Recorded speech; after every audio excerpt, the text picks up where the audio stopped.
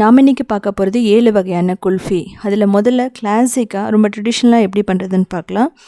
முதல்ல வந்து அதுக்கு பாதாம் பிஸ்தா போட்டுட்டு நம்ம அரைச்சிக்கணும்.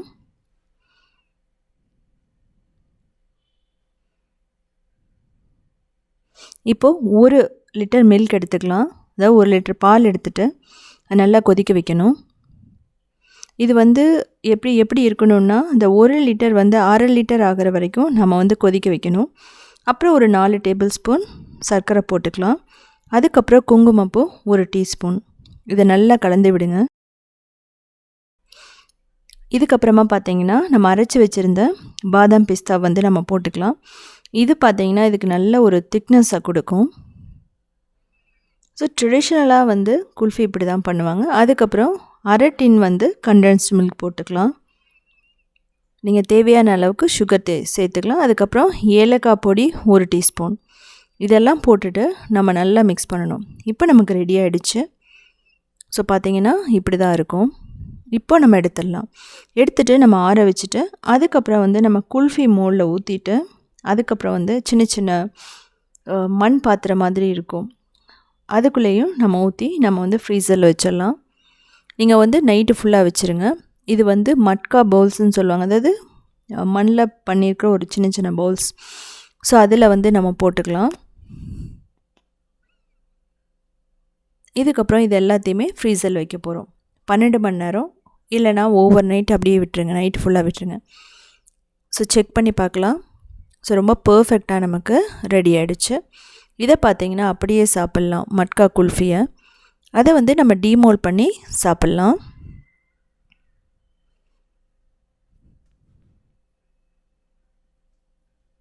ஸோ எப்படி இருக்குன்னு பாருங்கள். ஸோ ரொம்ப பர்ஃபெக்டாக நமக்கு குல்ஃபியும் ரெடி ஆகிடுச்சு. ரொம்ப டேஸ்ட்டாக இருக்கும். அந்த பாதாம் பிஸ்தாலாம் செய்கிறது ரொம்ப ஹெல்த்தியானதும் கூட. ஸோ நமக்கு ட்ரெடிஷ்னலான குல்ஃபி நமக்கு ரெடி ஆகிடுச்சு.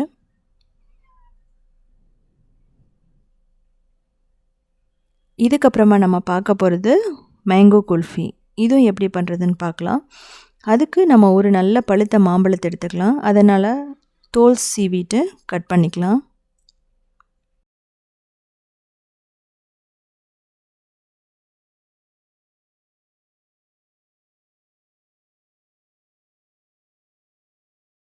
இதுக்கப்புறமா இதில் நம்ம சர்க்கரை போட்டு நல்லா அரைச்சிக்கலாம்.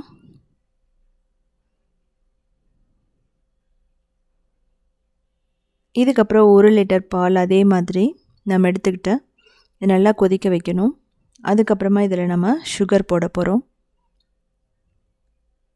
குங்குமப்பூ நீங்கள் பார்த்தீங்கன்னா இதில் எது கலரெல்லாம் வந்து நம்ம எதுலேயுமே ஆட் பண்ணியிருக்க மாட்டோம். இப்போது கண்டென்ஸ்ட் மில்க் ஒரு 1/2 கப்பிலிருந்து 1 கப் வந்து நம்ம சேர்த்திக்கலாம். சர்க்கரை வந்து ஒரு 3 டேபிள் ஸ்பூன். ஏலக்காய் பொடி நம்ம சேர்த்திக்கிறோம். ஸோ நம்ம இப்போ ரெடி ஆகிடுச்சு. நம்ம மாங்காய் குல்ஃபிங்கிறதுனால மாம்பழ குல்ஃபிங்கிறதுனால நம்ம இதை ஆற வச்சே ஆகணும். ஆற வச்சதுக்கப்புறம் தான் நம்ம அரைச்சி வச்ச மேங்கோவை வந்து நம்ம ஆட் பண்ணணும். நீங்கள் வந்து நல்ல சூடாக இருக்கும்போது நீங்கள் ஆட் பண்ணிங்கன்னா திரிஞ்சு போயிடும். ஸோ நீங்கள் இதில் நல்லா வந்து மிக்ஸ் பண்ண முடியலன்னா மிக்ஸி ஜாரில் ஊற்றி ஒரு சுற்று விட்டிங்கனாவே நல்லா ஸ்மூத்தான நமக்கு அந்த பியூரி மாதிரி வந்துடும். இதுக்கப்புறம் நம்ம என்ன பண்ண போகிறோன்னா இதில் வந்து குல்ஃபி மோல்டில் ஊற்ற போகிறோம். அதுக்கப்புறம் மட்கா பவுல்லையும் நம்ம ஊற்ற போகிறோம்.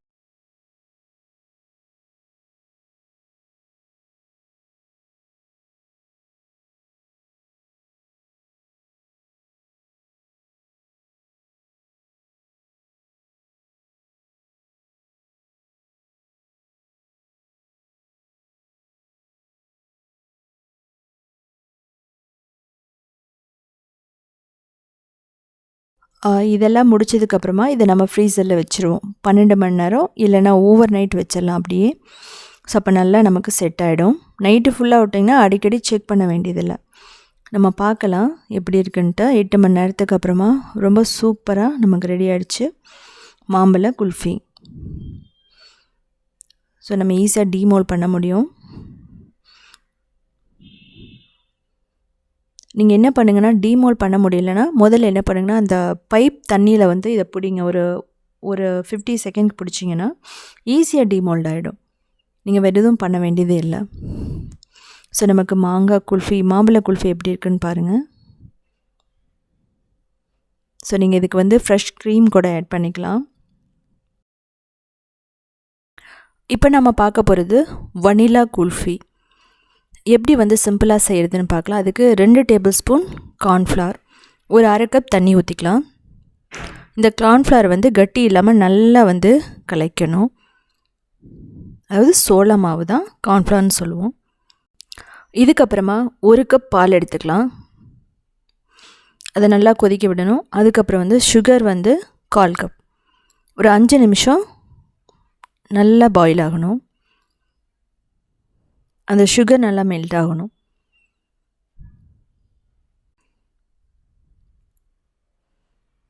இதுக்கப்புறமா நான் ரெடி பண்ணி வச்சுருந்தேன் கார்ன்ஃப்ளவர் மிக்சர், அதாவது சோள மாவு கரைசல் இதில் போட்டுட்டு ஒரு 2 நிமிஷம் மட்டும் கொதிக்க வைக்கணும். அதுக்கு மேலே கொதிக்க வச்சிங்கன்னா ரொம்ப கட்டியாகிடும், அப்புறம் நல்லா இருக்காது. வனிலா எசன்ஸ் போட்டுக்கலாம்.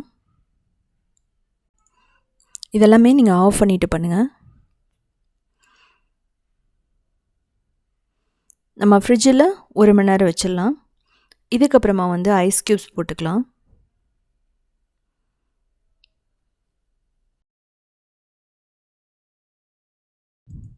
இதில் பார்த்தீங்கன்னா விப்பிங் க்ரீம் பவுடர் இல்லைனா விப்பிங் க்ரீம் போட்டுக்கலாம். ஒரு 3 நிமிஷம் நல்லா பீட் பண்ணலாம். இது எதுக்காகனா, இது நல்லா ஸ்மூத்தாக ரொம்ப சாஃப்டாக வர்றதுக்காக தான் நாம் இது பண்ண போகிறோம். ஏன் நம்ம வந்து ஃப்ரிட்ஜில் வச்சுனா இதுக்காக தான். நல்லா வந்து கோல்டு மிக்சர் இருந்தால் மட்டும்தான் அந்த விப்பிங் க்ரீம் பவுடர் வந்து நல்லா ஸ்மூத்தாக வரும். நம்ம அதே பால் அப்படியே எடுத்துகிட்டு ஆட் பண்ணோன்னா நல்லா வராது. இதுக்கப்புறமா பேப்பர் கப்பில் நம்ம இதை ஊற்றிக்கலாம். இல்லை நீங்கள் குல்ஃபி மோல்டு இருந்ததுனாலும் நீங்கள் அதை கூட யூஸ் பண்ணிக்கலாம். இதுக்கப்புறமா நம்ம ஃப்ரீசரில் வச்சுருவோம். அதாவது நைட்டு ஃபுல்லாக இல்லைனா 12 மணி நேரம் நம்ம இதை வச்சிட்டோம்னா இது வந்து ரொம்ப பர்ஃபெக்டாக ரெடி ஆகிடும்.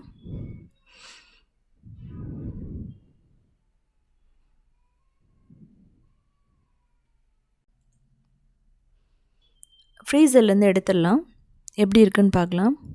நம்ம இதை வந்து டீமோல்ட் பண்ணுறது ரொம்ப ஈஸி. தண்ணியில் டிப் பண்ணனாலும் இது வந்துடும். இல்லை அப்படின்னா நீங்கள் அந்த பேப்பர் கப்ஸை வந்து நீங்கள் லைட்டாக அதை கிழித்து நம்ம எடுத்துடலாம். ஸோ பாருங்கள், இப்படி வந்து ஈஸியாக நம்ம டீமோல்ட் பண்ண முடியும். விப்பிங் க்ரீம் பவுடர் போட்டிருக்கிறதுனால இது எப்படி இருக்கும் அப்படின்னா ரொம்ப ஸ்மூத்தாக இருக்கும். கார்ன்ஃப்ளவர் இருக்கிறதுனால சீக்கிரமாக மெல்ட்டும் ஆகாது. நம்ம சாப்பிட்ற வரைக்குமே ரொம்ப நல்லாயிருக்கும். இதுக்கப்புறம் நம்ம பார்க்க போகிறது ரொம்ப ஈஸியாக பண்ணக்கூடிய சாக்லேட் குல்ஃபி எப்படி பண்ணுறதுன்னு பார்க்கலாம். ரொம்ப ஈஸியாக பண்ணிடலாம், ரொம்ப டேஸ்ட்டாகவும் இருக்கும். இதில் 1 கப் பால் ஊற்றிக்கலாம். இது வந்து நான் ஏற்கனவே கொதிக்க வச்சு ஆற வச்சு வச்சுருக்கேன்.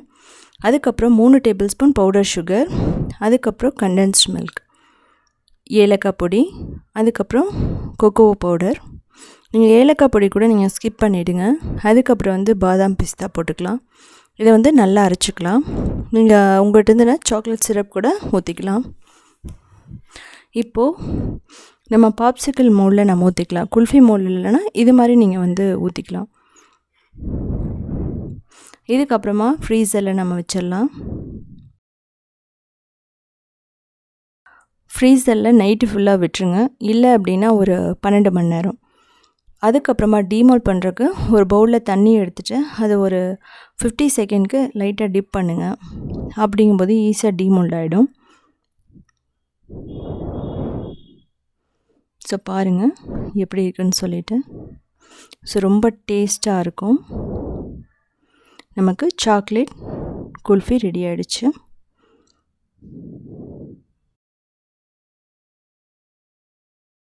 ஸோ ஒரு வெயில் காலத்துக்கு ஏற்ற ஒரு சிம்பிளான ரெசிபின்னு சொல்லலாம். ரொம்ப சாஃப்டாகவும் இருக்கும், ரொம்ப டேஸ்ட்டாகவும் இருக்கும்.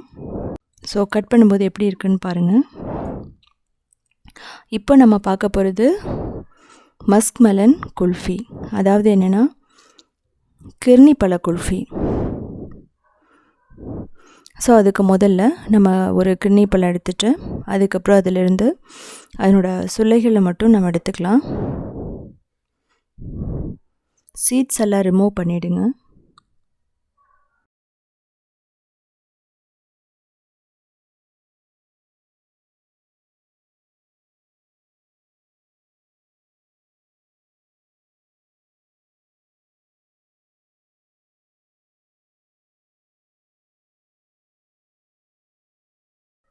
இதுக்கப்புறமா நம்ம சுகர் போட போகிறோம். டேஸ்ட்டுக்கு ஏற்ற மாதிரி நீங்கள் போட்டுக்கலாம். பால் வந்து 1/4 கப் நான் ஊற்றுறேன். அதுக்கப்புறம் பாதாம் பிஸ்தா ஒரு 1/4 கப் போட்டுக்கலாம்.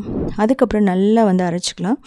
கண்டென்ஸ் மில்க் இருந்தாலும் நீங்கள் ஊற்றிக்கலாம். இப்போது இதை வந்து குல்ஃபி மோல்டில் ஊற்றிட்டு அதே மாதிரியே வந்து நைட்டு ஃபுல்லாக நம்ம விட போகிறோம். இல்லைனா ஒரு 12 மணி நேரம், ஒரு சில டைமில் 8 மணி நேரத்துலேயும் ரெடியாக இருக்க சான்சஸ் இருக்குது. நீங்கள் நைட்டே ஊற்றி வச்சிட்டிங்கன்னா நீங்கள் பார்க்க வேண்டியதில்லை, ஒரு மத்தியானம் போல் நம்ம சாப்பிட்லாம்.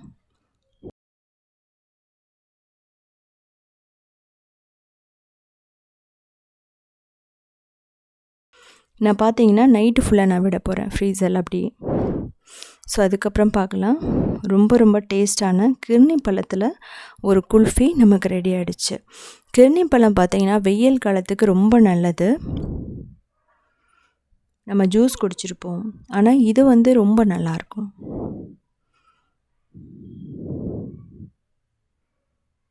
இது எதுவுமே வந்து நம்ம குக் பண்ணி நம்ம பண்ணுறது கிடையாது. ஸோ ரொம்ப இன்ஸ்டண்ட்டாக பண்ணக்கூடியது.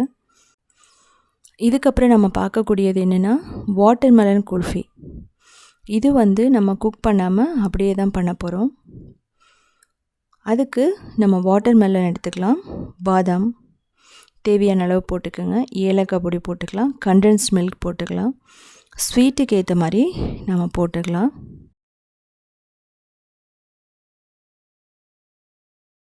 ஸோ இதை போட்டுட்டு நம்ம நல்லா அரைச்சிக்கலாம். இதில் பார்த்தீங்கன்னா நான் பாலெல்லாம் எதுவுமே ஊற்றலை. இப்போது நமக்கு நல்லா ரெடி ஆகிடுச்சு, ஓரளவுக்கு திக்காக இருக்குது. இப்போது நம்ம இதை குல்ஃபி மோல்டில் நம்ம ஊற்ற போகிறோம். ஊற்றிட்டு நம்ம ஃப்ரீசரில் ஒரு 8 மணி நேரத்துலேருந்து 12 மணி நேரம் நம்ம வைக்க போகிறோம். இல்லைன்னா நைட்டு நம்ம வச்சிடலாம்.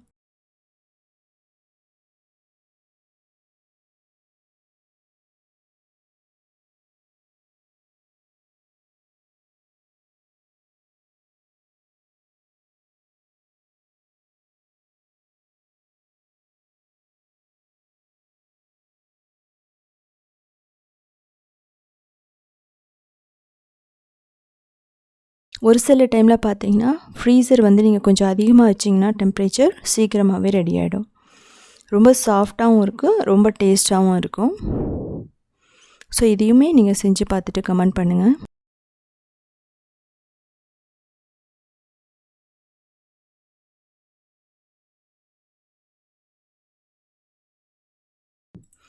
இதுக்கப்புறம் நம்ம பார்க்க போகிறது ரொம்ப சிம்பிளான ரோஸ் குல்ஃபி. எப்படி செய்கிறதுன்னு பார்க்கலாம். அதுக்கு முதல்ல நம்ம க்ரீம் எடுத்துக்கலாம். இதை நான் வந்து கொஞ்சம் வேறு மாதிரி பண்ண போகிறேன். நல்லா பீட் பண்ணிக்கலாம்.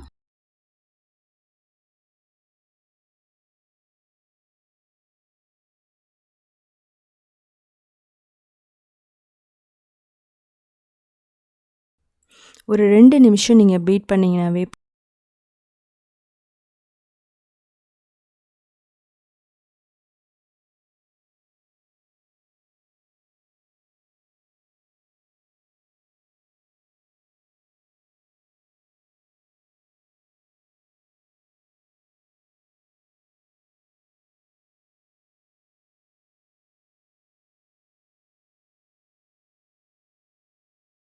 இதில் வந்து நான் கண்டென்ஸ்ட் மில்க் வந்து ஊற்றுறேன், வனிலா எசன்ஸ், இதையும் நல்லா பீட் பண்ணிக்கலாம். ஒரு நிமிஷம் மிக்ஸ் ஆகிற அளவுக்கு பீட் பண்ணால் போதும்.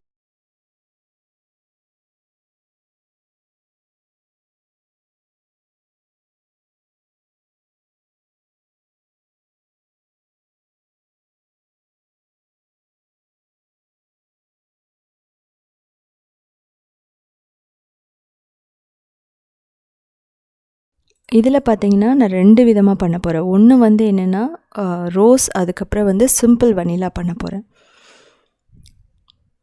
ஸோ நான் வந்து குல்ஃபி மோல்டு இல்லாதனால நான் இது மாதிரி ஒன்றில் நான் வந்து ஊற்றி நான் எடுக்க போகிறேன். முதல்ல வனிலா.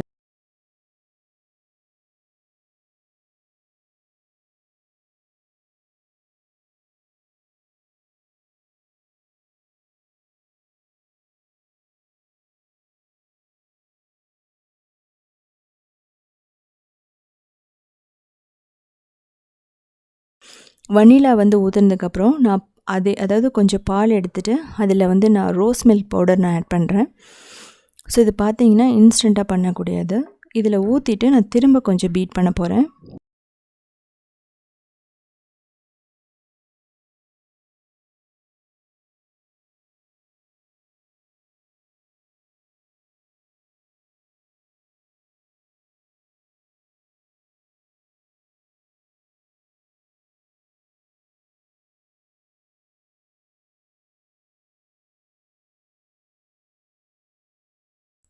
ஸோ அதே வந்து நம்ம அந்த விப்பிங் க்ரீம் மிக்சரோட நம்ம பீட் பண்ணிவிட்டு திரும்ப மோல்டில் ஊற்றிட்டு நம்ம என்ன பண்ண போகிறோன்னா ஃப்ரீசரில் ஓவர் நைட் அப்படியே வச்சிடலாம். அதாவது ஒரு 12 மணி நேரம் இல்லைன்னா நைட்டு ஃபுல்லாக வச்சுட்டோன்னா ரொம்ப பர்ஃபெக்டாக நமக்கு ரெடி ஆகிடும்.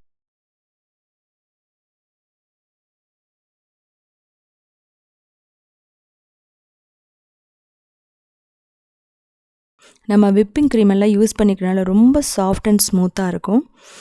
ஸோ நீங்கள் சாப்பிடும்போதே அப்படியே மெல்ட் ஆகும் ஐஸ்கிரீம் மாதிரி. ஸோ நீங்கள் வந்து செஞ்சு பார்த்துட்டு நீங்கள் எல்லாமே எப்படி இருந்துச்சுன்னு சொல்லிவிட்டு கமெண்ட் பண்ணுங்கள். ஸோ பாருங்கள் எப்படி இருக்குன்னு.